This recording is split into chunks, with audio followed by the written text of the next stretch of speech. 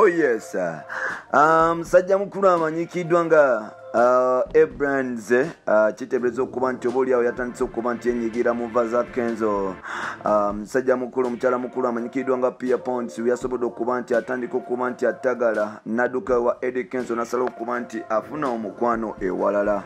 Bino byonna byajja nga Rema ajjayo ebyambe jjukira ebiseera ebyo Pia Ponds yalina n'olutalo ne Rema olw'ettabwa ennyo era nga almost omukyala ono yali agenda kuba nti aluzinga obulamu bwe olwa because of cyberbullying. Pia Ponds yomu ku bakyala oba oliawo basinga okuvumwa olw'okuba nti bateebereza okuba nti bagala Eddie Kenzo. Omukyala omulala yali Rehema Namakula. Mpola mpola eyakola ekintu kyekimu almost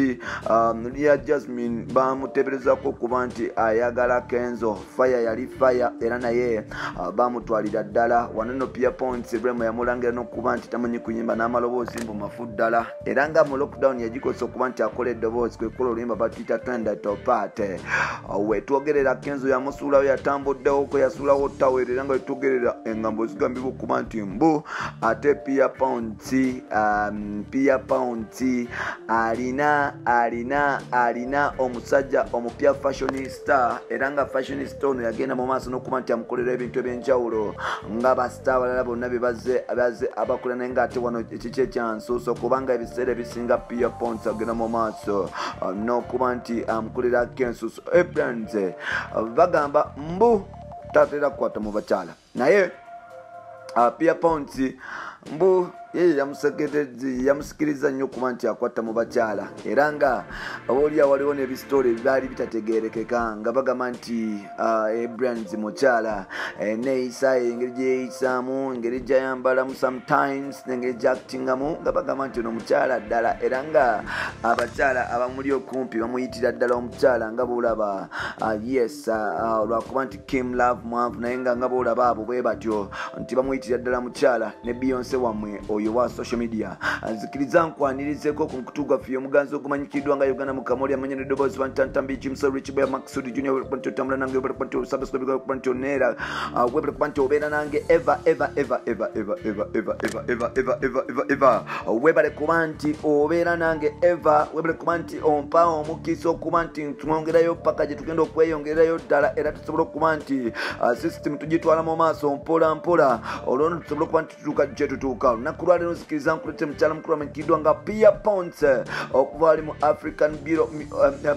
Bureau of Music nga kino ekibiina kikola music kiri under omuzungu ddala amawulire ge tufuna okuva mu nsonda enekusefu galaga nti obaoliawo eyali mukyala wa Kenzo Pia Ponds security lover wa Eddie Kenzo yagenda mu maaso n'okuba nti asuulawo tawero era nga amawulire gagamba nti Pia Ponds no matter what Kenzo takyasobola kuba nti akwatamu era nga ennaku zino omusajja akwatamu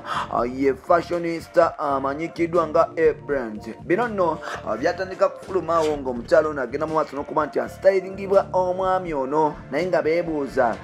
Pia Ponds asola omwana ow'eki agenda mu maaso n'okuba nti yeeyiya agenda atya mu maaso n'okuba nti obaoliawo afodinga sente za Brands kubanga ebyaddala ono gayimuseezi aseerera ddala mpola mpola ebintu byabiseerera ddala so n'olwekyo nga beebuuza wagwande mu kuba nti wagwande yafuuka wagwande era nga olunaku lwaleero twakitegeddeko nti obaoliawo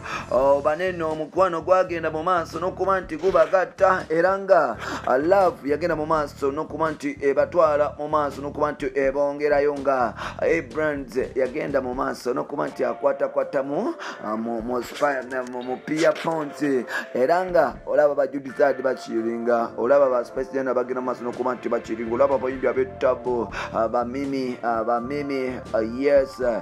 Mimi naye agenda maaso n'okuba nti abikola naye nga ate bonna abo balina limiti basense ya music UG balina limiti mbu Pia Ponds